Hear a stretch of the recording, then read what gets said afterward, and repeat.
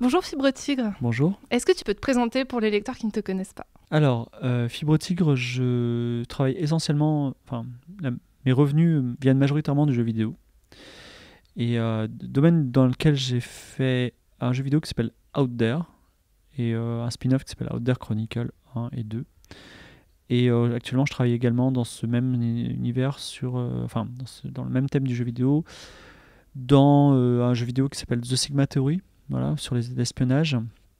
Et je fais plusieurs petites fictions interactives. Ma spécialité, c'est la fiction interactive. Voilà. Mais je touche un peu à d'autres univers. Voilà. On pourra en parler. Mais j'aime un peu de tout. Voilà. Est-ce que le fait de travailler sur un jeu vidéo indépendant, parce que c'est de l'indé, si j'ai bien compris, t'a donné plus de liberté dans la narration?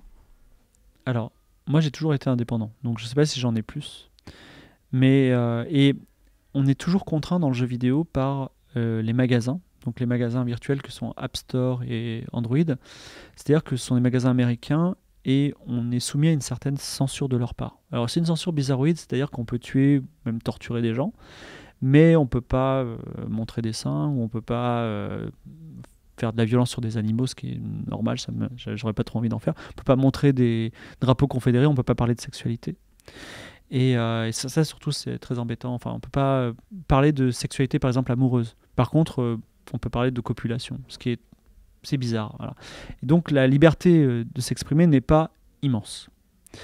Maintenant, ce qui est intéressant, c'est qu'effectivement, comme on est une petite équipe, déjà, ils n'ont pas le temps de tout me corriger, de dire ah non, on veut pas de ça, voilà.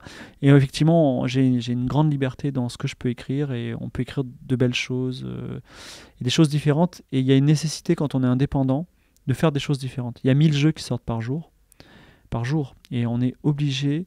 Si on ne fait pas des choses différentes, on ne peut pas exister. Voilà. D'accord. Et du coup, pour Out There, est-ce qu'il y a d'autres jeux traitant de science-fiction qui t'ont inspiré, que ce soit au niveau de l'indépendant ou des gros budgets?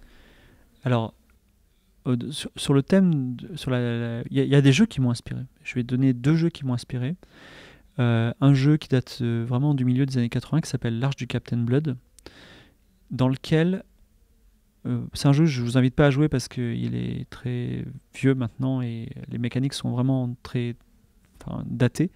Mais c'est un jeu dans lequel, quand on rencontre des extraterrestres, on doit leur parler avec un langage un petit peu abstrait. C'est-à-dire, on lui dit moi vouloir du bien. Et donc lui, il répond aussi des concepts. C'est une idée qu'on a gardée dans Out There. Donc on a dit on va parler avec des extraterrestres en donnant des phrases et il y aura un langage à comprendre. Ça, c'était une première idée. Et la deuxième idée, deuxième inspiration de jeu, c'était Elite dans les milieu des années 90, dans lequel déjà il y avait une rigueur scientifique. Et ça, c'est quelque chose qui domine l'univers Out There. On veut faire des choses qui collent à la réalité, qui pourraient être complètement plausibles ou qui ont des valeurs d'amour. L'extraterrestre, on ne le tue pas, on lui parle. Et donc Elite, avec sa colonne vertébrale de respect de la physique, eh ben on l'a conservé dans Out There. D'accord. Et est-ce qu'il y a des jeux plus actuels qui t'ont vraiment marqué au niveau du scénario? Mais qui ont un lien ou pas avec Out There? Non, pas forcément. J'aime beaucoup Dark Souls, qui est un jeu dont la narration se veut suggestive. C'est-à-dire qu'ils vont pas vous dire on a un scénario génial et tiens le voilà une scène cinématique et tiens le voilà encore une scène cinématique et passage obligé. En gros, vous avez un décor qui raconte une histoire, ça c'est super. Vous avez des objets qui vous racontent des histoires et vous n'avez pas d'histoire proprement derrière les mystérieuses. On est obligé de vraiment se pencher pour essayer de comprendre ce qui se passe. Et un des principes, d'ailleurs c'est une idée que j'ai repris dans Out There, je vais vous dire comment. Un des principes de travail de Dark Souls, c'est quand il crée un monstre, il ne lui donne pas de nom en interne dans l'équipe. Il appelle ça le monstre 1 par exemple. Donc vous avez un monstre avec une grande faux par exemple, c'est le monstre 1. Ce qui fait que les joueurs vont lui donner un nom d'eux-mêmes. Et ça participe à la création d'une culture commune de l'imaginaire donc, que les joueurs s'approprient et c'est génial. Et nous c'est pareil, c'est-à-dire qu'on a un extraterrestre qui est en forme d'endive, de vagin endive, vous choisissez. Et tout le monde l'appelait l'endive. Et du coup, on l'appelait aussi l'endive en interne. Et du coup, quand on des héros dans des passages très narratifs parlent de cette extraterrestre, il pointe du doigt, il dit hey, la grosse endive, tu vois.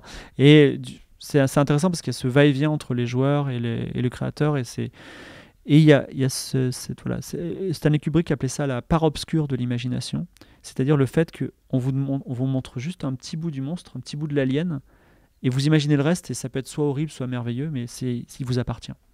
On a l'impression, en lisant tes travaux, notamment sur ton blog, et en voyant les projets auxquels tu as participé ou que tu as lancé, que tu laisses en fait que tu trouves ça important de laisser aux joueurs une part de responsabilité dans le scénario. Le jeu, par essence, doit être interactif. S'il n'est pas interactif, c'est un film. Voilà. Et c'est très bien les films, mais c'est pas des jeux. Et il y a eu dans les années 2000 cette impulsion plus complexe du créateur de jeux vidéo pour dire un jour je ferai des films, j'aimerais bien que mon jeu ressemble à un film. Et on a abordé, d'ailleurs on parle de scènes cinématiques, tu vois, donc on prend un vocabulaire qui est lié au cinéma, mais le jeu vidéo est quelque chose de noble qui doit se hisser au-dessus de ça. En France aussi, quand vous dites vous faites du jeu vidéo, vous êtes méprisé. Je veux dire, par rapport à ce que vous dites, si j'étais un réalisateur, peut-être vous n'avez pas pris rendez-vous avec moi, vous aurez pris rendez-vous avec mon attaché de presse déjà. Donc c'est un autre système. Mais le jeu vidéo doit être une part très noble en lui. Et sa noblesse vient de son humilité, c'est-à-dire qu'à un moment il dit « Allez le joueur, c'est à vous. Vous avez les rênes, faites ce que vous voulez. » Et ça c'est super. Et quand ça arrive, non seulement vous avez une expérience qui, en tant que créateur, qui est hyper valorisante, mais en plus le jeu se vend bien. Donc tout le monde est gagnant. Donc le scénario de Out There, il est généré en procédural. Et c'est d'ailleurs le thème de ta conférence aux Utopiales.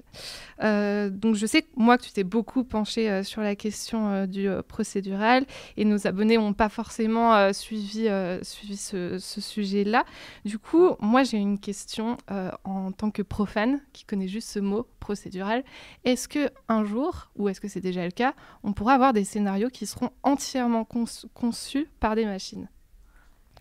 Alors, on va déjà définir les choses, c'est-à-dire que dans un film, vous avez un scénario. Il est écrit par un humain.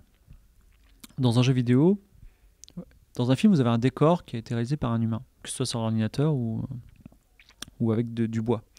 Dans un jeu vidéo, parfois, vous manquez de moyens et vous mettez une équation, et cette équation, elle va générer une planète. Elle va générer une montagne, elle va générer une ville. Dans Daggerfall, des villes et des pays entiers étaient générés à partir d'algorithmes. Ce qui fait que vous n'avez pas à payer un humain pour le faire. Et donc, naturellement, on se pose la question, et si on racontait des histoires comme ça ? Et c'est dans ce cas-là qu'arrive la notion de narration procédurale. Donc, narration, on raconte une histoire procédurale avec des algorithmes. Out There, c'est pas tout à fait de la narration procédurale, mais peu importe. C'est un domaine très vaste où il n'y a que des points d'interrogation, on ne sait pas si ça va marcher. Mais ma position est la suivante. Et ce n'est pas quelque chose de fixe. Ça peut changer dans le futur parce qu'on parle de prospective. Mais aujourd'hui, aujourd'hui, on vit à l'ère d'Internet, de Twitter, de Facebook. Et on a besoin de se raconter le match. C'est-à-dire que tu vas jouer à un jeu vidéo et tu vas me dire « Oh, j'ai joué à Skyrim, c'est fantastique, et j'étais là, et il s'est passé ça, et il y a eu un dragon, et c'était ouf, tu vois. » Et moi, je vais écouter ton histoire, et je vais dire « Mais ouais, moi, j'étais là aussi, et j'ai vécu la même chose, et c'est trop bien, tu vois. » On se raconte le match de foot. Si demain, tu joues à un jeu, et tu vis une aventure unique, que seul toi vivras, ça a l'air cool comme ça. Tu vas me la raconter, j'en aurai rien à faire, parce que je ne la vivrai pas. C'est ton petit monde, tu vois. Par contre, donc il y a la nécessité d'avoir des marqueurs communs. Et ça, c'est pour ça que, alors à la question, est-ce qu'on aura des histoires créées par des machines demain ? Oui, c'est faisable. On pourrait même se poser 15 jours et le faire. Mais ça n'a pas d'intérêt. Il faut vraiment pouvoir le maîtriser. Voilà. Tout l'art de l'équilibre, de la maîtrise et de la nuance, ça créera la narration de demain. Donc la génération procédurale, elle vient à la base d'une manque de moyens ? Tout à fait. Et je vais même te dire quelque chose de tout à fait étonnant, c'est que le jeu vidéo, c'est la seule industrie à ma connaissance qui était automatisée et qui avait des robots. Et quand elle a eu de l'argent, elle a mis des ouvriers à la place. C'est-à-dire que, pour prendre l'exemple de Daggerfall, que j'ai pris tout à l'heure, tout était généré avec des robots. Ils ont gagné beaucoup d'argent, ils ont recruté des gens, et la suite, ça a été Morrowind. Et Morrowind, le moindre caillou, la moindre pièce d'or, elle a été faite, posée par un humain. Voilà.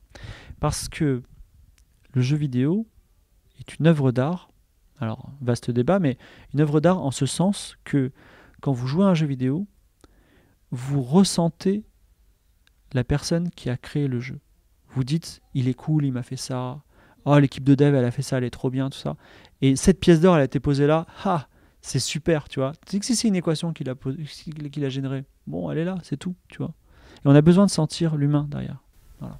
C'est vrai que No Man's Sky, typiquement, c'est intéressant, mais c'est vrai qu'on sent qu'il n'y a pas trop d'âme, en fait, dans le jeu, d'une certaine façon. Effectivement, il y a de la vacuité, et c'est intéressant que tu prennes cet exemple, parce que juste avant la sortie de No Man's Sky, il y avait vraiment deux partisans. Il y avait des partisans qui vont dire attention, la révolution arrive et tu vas voir que la génération procédurale, ça va amener de l'intérêt. Et il y avait des gens, c'était mon camp, qui disaient ça va être du vide. Ça va être du vide rempli, mais on aura une sensation de vide. Mais c'est pas dit qu'un jour il n'y ait pas un.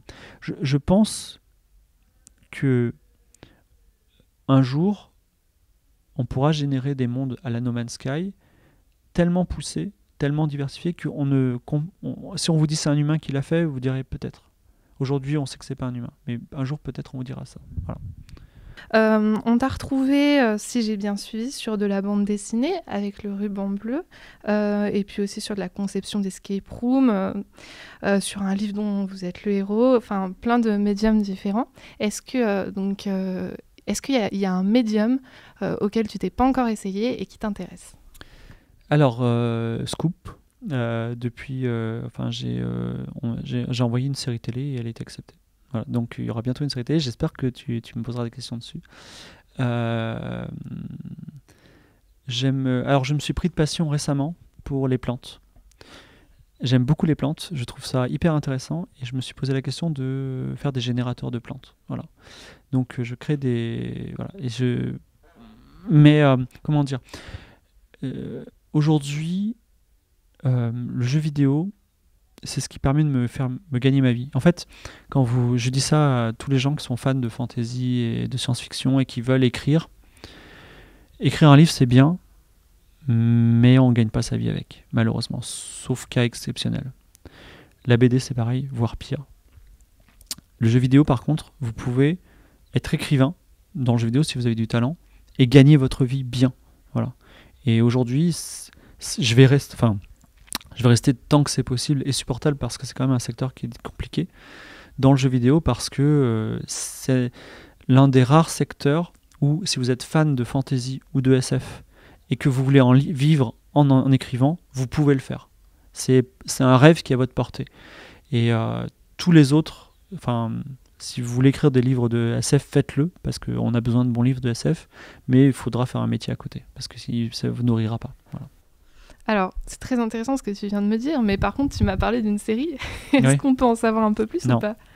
Non, mais je vous en parlerai dès que possible, mais je mets un pied donc dans la série télévision, et c'est beaucoup plus simple que le jeu vidéo, parce que tout est très cloisonné, c'est-à-dire que quand on a livré les épisodes, ils sont livrés et on attend que la série se fasse. Tandis que dans un jeu vidéo, vous livrez des éléments de scénariste, un scénario, des dialogues, et puis on vous dit par exemple cette ligne de dialogue elle est trop longue parce qu'elle tient pas dans la fenêtre, donc est-ce que tu peux enlever 3 mots ? Mais ça vous arrive tous les jours pendant 3 ans, et ça m'est arrivé que j'envoie 20 pages et on me barre toutes les pages, on dit il faut tout refaire parce que tu as fait ça de forme impersonnelle et il faut que ce soit des dialogues à la première personne, tu vois. Et c'est usant. Mais tous les gens qui font du jeu vidéo vous diront c'est génial, mais c'est tuant. C'est un métier qui est pas normé, qui est pas cloisonné, c'est un peu le Far West encore, mais tout est possible. C'est pour ça qu'on est aussi dedans. C'est très excitant. J'ai une question un peu plus générale. Cette année, aux Utopiales, le thème prédominant, c'est le temps. Oui. Moi, j'avais déjà vu il y a longtemps que c'était ton kiff sur Internet de montrer comment tu t'emploies ton temps. Ah oui. Donc, tu publies ton emploi du temps et tout, super précis. Et moi, je voulais savoir, est-ce que pour toi, le temps, c'est une source d'angoisse ? Alors déjà, je me fais vieux. Et alors, j'arrive à un âge où je m'aperçois que je pourrais pas aller 3 fois au Cambodge dans ma vie, où je pourrais pas devenir roi du Cambodge, tu vois. Parce que quand on a 20 ans, tout est possible, tu vois. Tu peux tout faire. Et plus le temps passe, plus les portes se ferment, et c'est compliqué, effectivement. J'essaye de... Alors là, donc j'ai eu ma crise dans laquelle j'ai voulu tout faire. Et je fais 4 jeux d'affilée, je fais de la série télé, j'essaie d'exister. Et là, je commence à être au bout de ma dépression et de dire, bon, ça va, vivons, tant pis, je pourrais pas tout faire, c'est comme ça. Et effectivement, le temps, on a très peu de temps, et c'est compliqué de l'utiliser à bon escient. Mais je pense que toi, qui es plus jeune que moi, tu perds ton temps. Super. Ouais, mais c'est bien, parce que si on fait pas des erreurs, si on fait pas l'erreur de perdre son temps, et si on fait pas ensuite l'erreur de vouloir à tout prix rentabiliser son temps, on n'arrive pas à l'équilibre de vie qui est nécessaire au bout d'un moment. Voilà. Donc c'est bien, c'est très bien de faire des erreurs. Voilà. Merci Fibre Tigre. Merci.